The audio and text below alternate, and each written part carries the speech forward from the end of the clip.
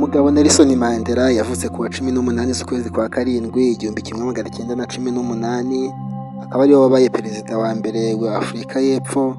Izina Nelson Mandela ni izina ryubahwa ku isi hose bitewe n'uruhare yagize mu rugamba rwo kurwanya ivanguraruhu ryari ryibasiye abirabura bo mu gihugu cye.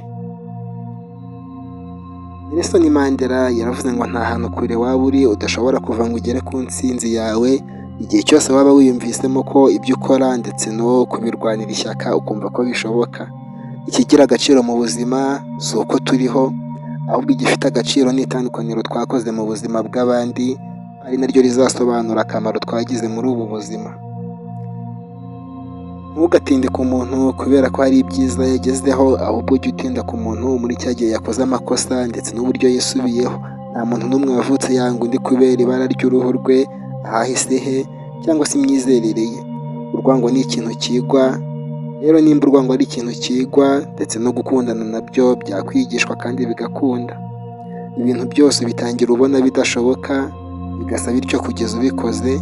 Nujya kugira icyo ukora kikuganisha ku buzima bwiza, uzahere ku byo ubona bidashoboka aba ari byo ugerageza. Yobora uhereye inyuma, ureka abandi bizere yuko bakuri imbere. Iyo umuntu abayeho afite ibyiringiro, biba bimeze nk'aho umutwe werekeze ku rumuri rw'izuba, ibirenge bye bikomeza kujya imbere. Hari ibihe by'umwijima naciyemo byari gutuma ntanatekereza yuko ubuzima bubaho, ariko sinigeze niyemeza gutakaza ibyiringiro cyangwa se ngo mbure icyizere cy'ubuzima bwanjye. Tugomba kugira ubwenge mu gukoresha igihe, kandi iteka tukazirikana yuko igihe dufite ari icyo gukora ibyiza. Niba ari ubwa mbere duhuriye kuri uyu muyoboro, mwakora subscribe kugira ngo dukomeze kubagezaho ibiganiro byacu.